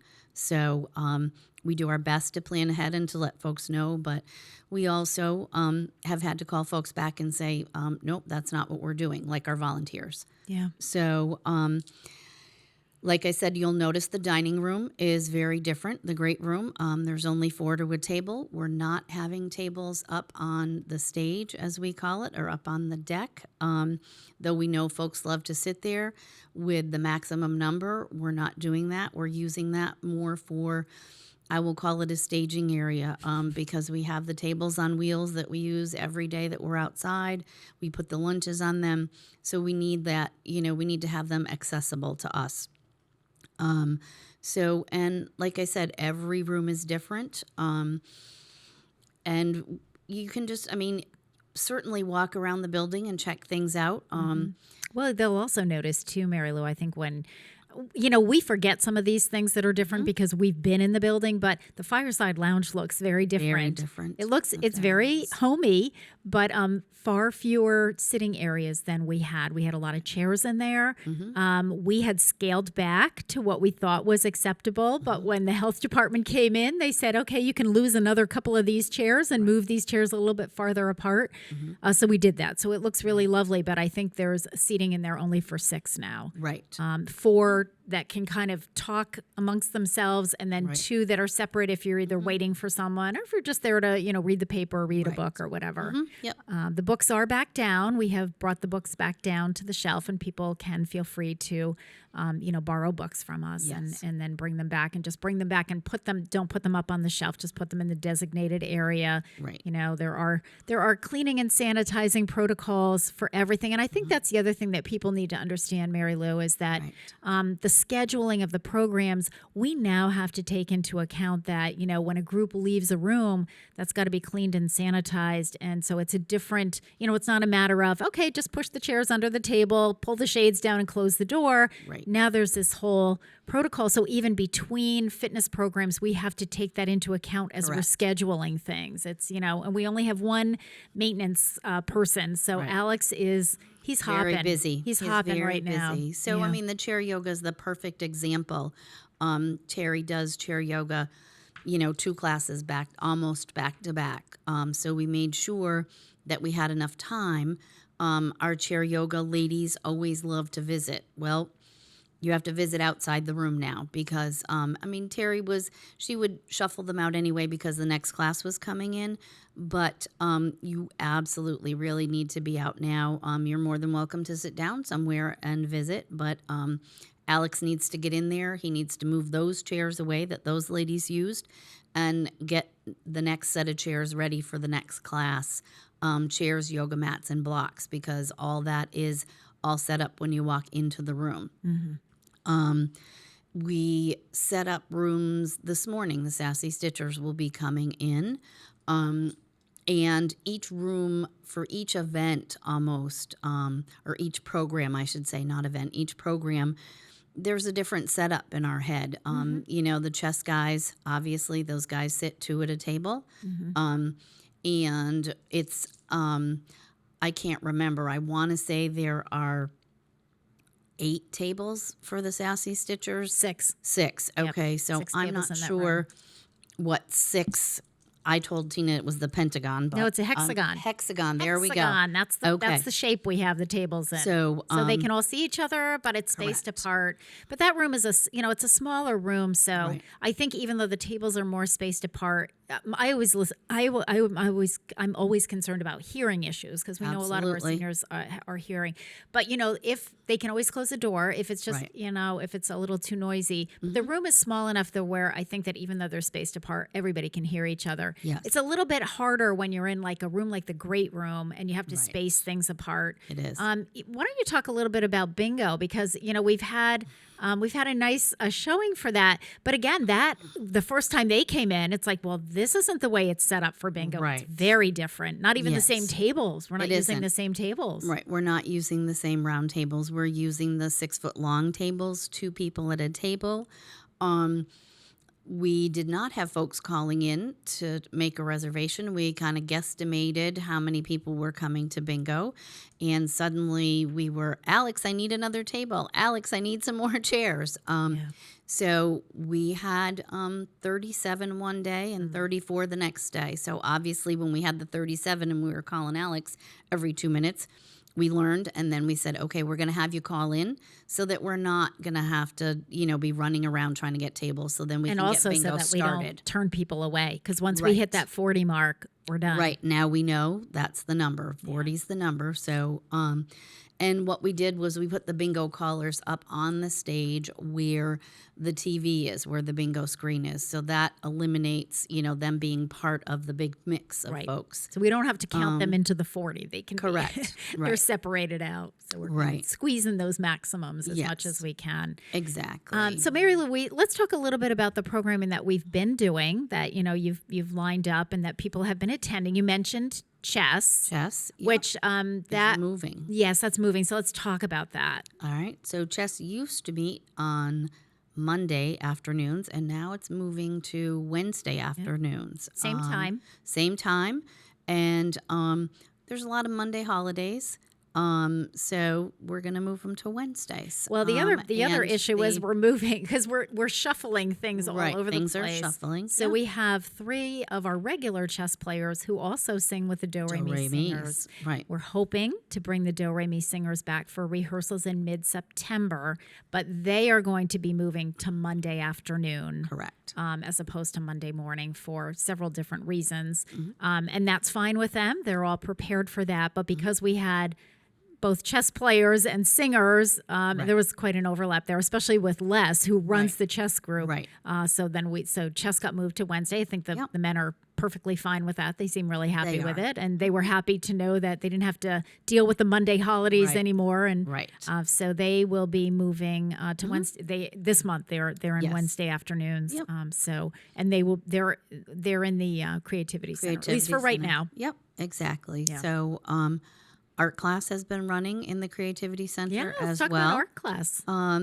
So Elaine Lees is the art instructor. Over the summer, sometimes we've called the students and let them know that Elaine will not be coming, but they're more than welcome to come, and just use the art space. Yep. And some have. And, as fall comes, Elaine will be there on a regular basis. She's been there, quite a bit, but there's been a couple times when she has not been available. I know. I actually renamed it the Art Unlimited Group. Yes. Because I didn't want people to feel, because we wanted people to feel, right, Mary Lou, like they're welcome, even if Elaine couldn't be there. Correct. To kind of do, and her instruction is usually just, she'll do some pointers at the beginning of the session. Right. And then, people can experiment with it if they want to. But we did want people to feel like, if Elaine couldn't be there, that they were certainly welcome to come in and use the space and bring their personal projects. Absolutely. And I did, when I was making those calls to let folks know, I did have one lady say, I need to come because I always say I'm going to do it at my house, and I don't. Yeah, of course. But if I have to come to the senior center, then I actually work on my project. So I thought that was good. I think that's really a great philosophy. I think more of us should probably do that, myself included. It's I like, know. okay, if I'm not in this, because if you're in your house, it's like, well, I really want to do my art, but that's fun. I'll do the dishes instead because I really need to do those. Yep. So So I think that plan. that's good. So that's about it in the, it says quilters. I apologize. The quilters. Oh, yes, and we need to talk about the fact that I think the quilters in September are going to move their time by their request. Correct. Their request. They They have wanted been- to. yeah. Yep, they're going to move to the mornings on Friday. Right. Still on Friday, but they're going to come in the mornings. We try our best to accommodate when folks ask. We were asked over the weekend, and we said, yep, just let us check the schedule to be sure, and we're going to be fine. So in That's gonna be September, they can start in the mornings. Yeah. That's the group. Those are the groups that meet, in the Creativity Center. Obviously, the fitness folks. The one fitness class that we didn't talk about is the Totally Fun Fitness class. Carol Palmer. With Carol Palmer. Sandra did make a whole bunch of phone calls to our folks that previously had taken a different class called Keep It Moving, that we will not be offering at this time. But Carol Palmer's class is close to that Very kind similar. of class. A lot of the same components. Yep. So we did have quite a few more folks come out last week for that class. And so, Tina has put, in the newsletter each month, a little article. So we're hoping that, once they come inside, that they'll continue to grow. That class will continue I think that to grow. it will. So that, and I think the other issue with that class is because of our scheduling and Carol's and the brown bag, that class under the tent has been offered on the first and last Wednesday of the month. Right. Which is a little hard for people to kind of remember all that. It is. And we were doing signups for it. We're no longer doing signups for it because right now it's outside. So there'll be the one more time in August that it's offered, and then we're working really hard to make things happen so that we can bring that class inside in the fitness room in the fall. And I think that's all going to pan out. So I'm excited about that. And of course, the mail call class will come back inside in September as well. Our gentlemen and. I believe that Zumba Gold will be coming later in the fall. They're out at Wally Park. They want to stay out there for the early fall when the weather's still decent. But then I think they will be coming back on Monday morning. So, slowly, as things look like we can, but we always have that eye on, we just don't know. We don't have a crystal ball, and I don't know what's going to happen next week, and neither does Joe Rouse or Deb Mulvena or, the mayor or anybody else for that matter. So, all right, that was a lot to digest. Let's take a short break. It is 7:41. You're listening to WSKB 89.5 FM radio for the Westfield masses and WCPC cable channel 15. In honor of the birthday of Marilyn Voss Savant, our genius, we are going to listen to Aretha Franklin singing Think. We'll be back.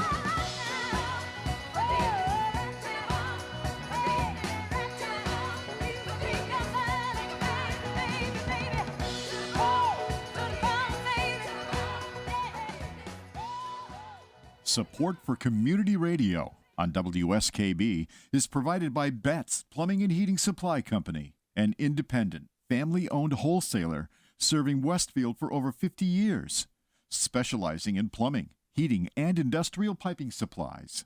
On the web at bettsplumbing.com or at 14 Coleman Avenue in Westfield.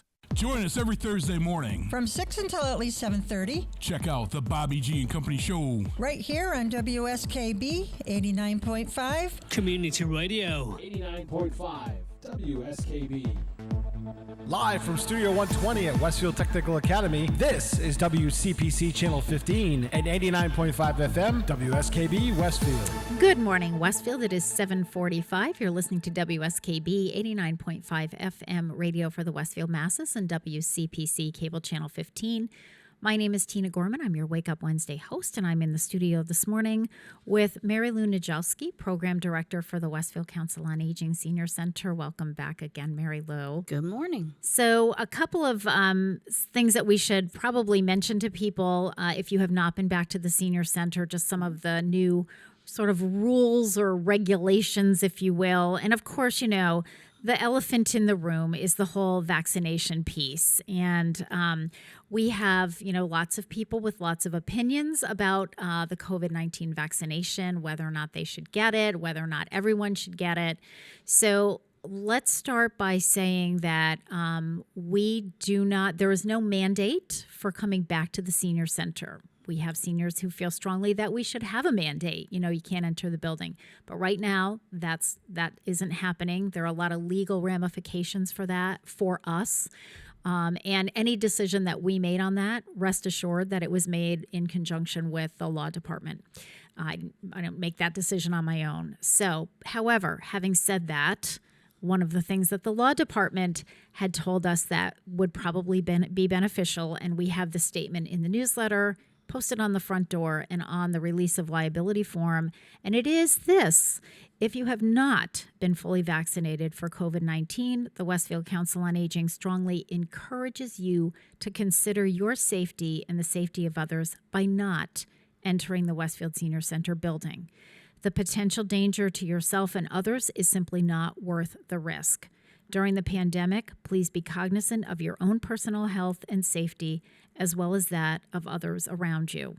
Again, we don't have a mandate and we don't ask. Most people are offering, they're coming in and they're saying, you know, I'm fully vaccinated. That's nice, but you don't have to tell us. We are not going to ask you. We're not documenting that anywhere.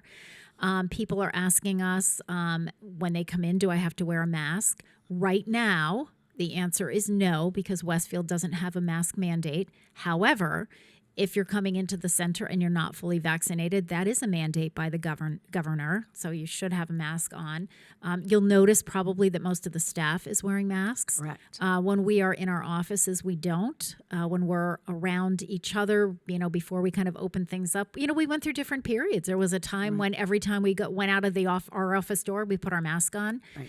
And I think with, you know, people coming in, we don't know who's coming in, where they've been, who they've been interacting with. So for the most part, most of us are wearing them, at least as long as we're kind of, you know, in close proximity of people. But just so people know that. And Mary Lou, I wanted you to talk to folks about the release of liability, because that is pretty important and something that's new. We had it for fitness people, right, but we've tweaked it. Now everybody has to sign a release of liability. So let's talk about that. Right. So as you come into the building, sometimes we have mailed you one if you're part of a certain group, or like, again, and I'm using the line dancers, we knew pretty much who was coming back. So I had forms outside for them when they started to come back for line dancing. So every person that comes in, not just the fitness folks, needs to sign this new release of liability form.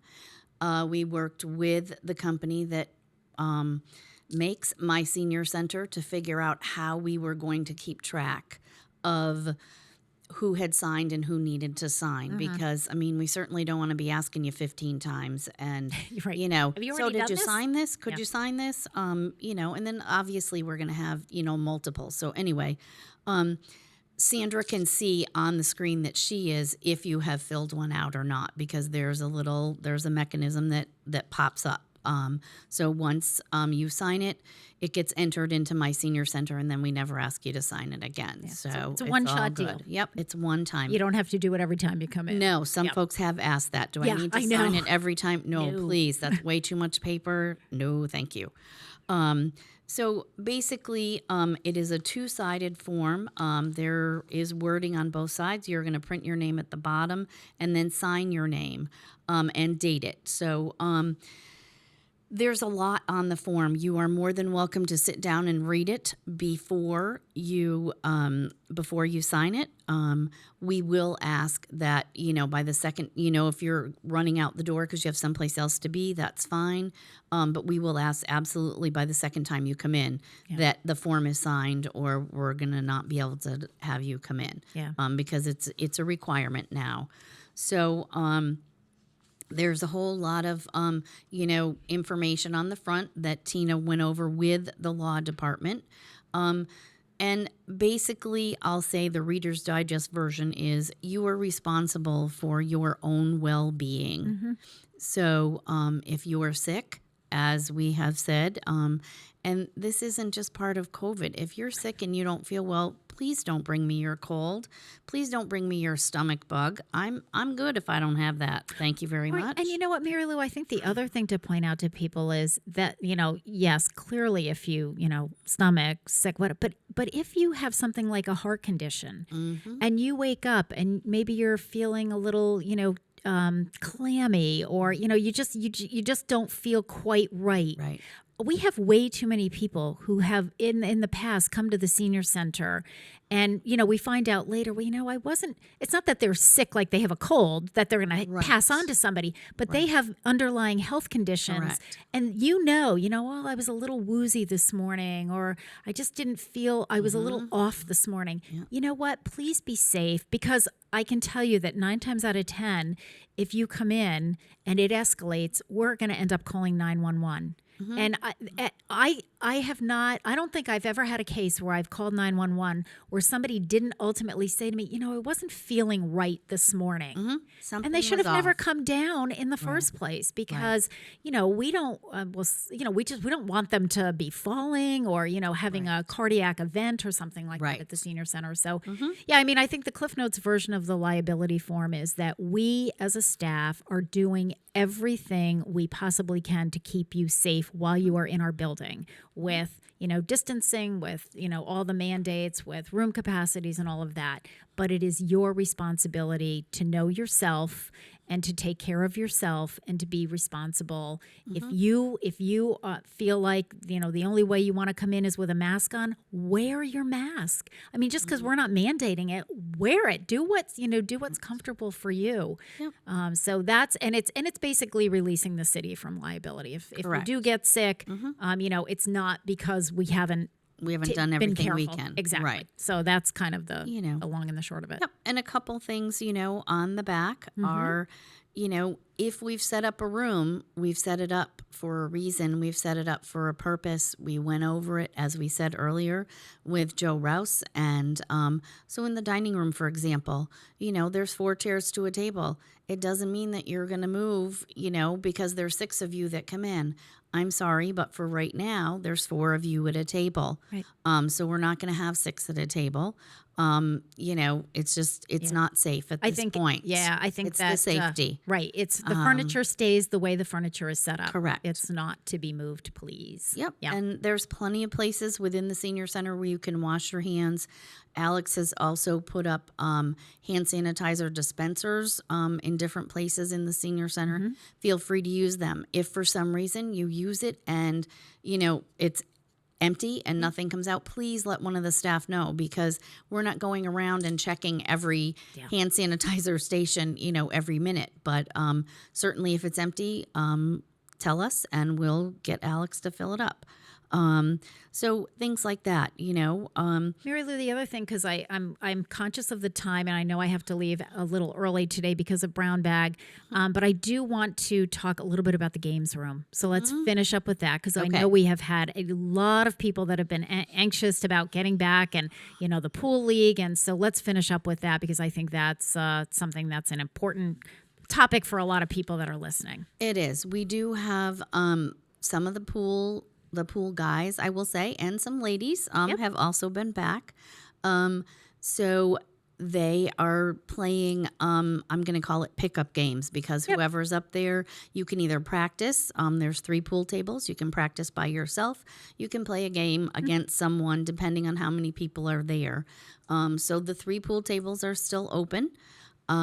So we have a meeting scheduled tomorrow at 1 o'clock with the Billiards League. So we've made phone calls.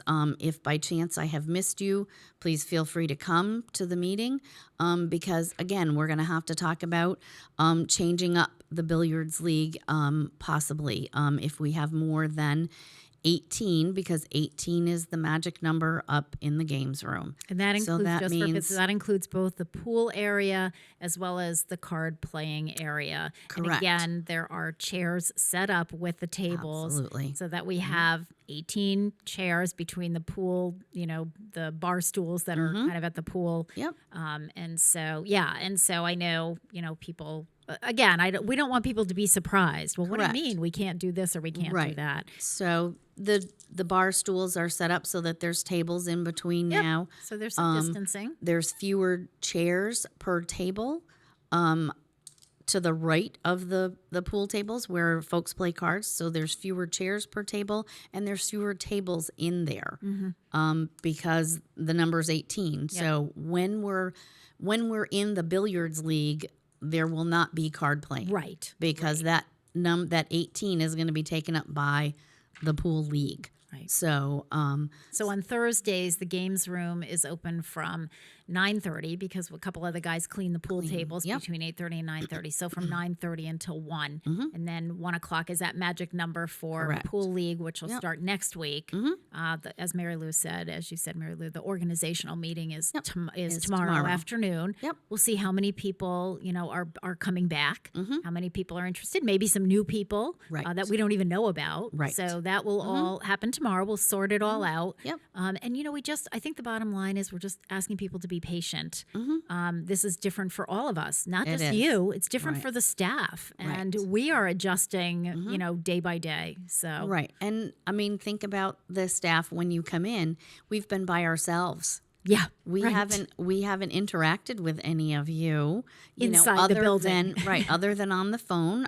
Some of you, but some of you we have not. Yeah. So we haven't seen you in quite a long time. So forgive us if we've forgotten your name. We definitely recognize your faces, but I might not remember your name the first time I see you. Yeah. So be patient with us as well because this is new and different for us as well. Yeah, I think the other thing too is even some of the people that we were joking around about this, but they came through the curbside lunches for so long with masks on, and some of them I didn't know before that. So without a mask, it's like, oh, that's what you look like under there. It absolutely. is. It's a learning process for all of us. All right, Mary Lou Najalski, Program Director at the Council on Aging Senior Center. Thank you so much for coming in and helping us to begin to sort all this out. And just, it is a lot. It's a lot for people to take in, and we recognize that, and it's a learning curve for all of us. We are all doing the best we can. Please rest assured, we are not imposing rules to make your life miserable. We're trying to keep our seniors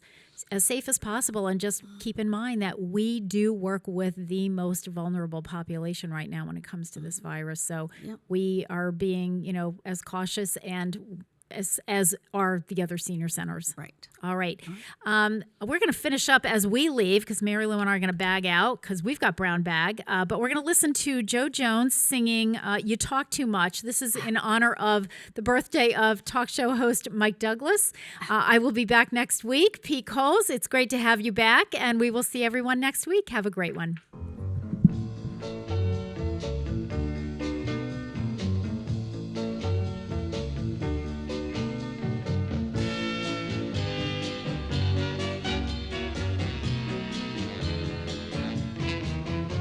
You talk too much, you worry me to death. You talk too much, you even worry my pet. You just talk too much.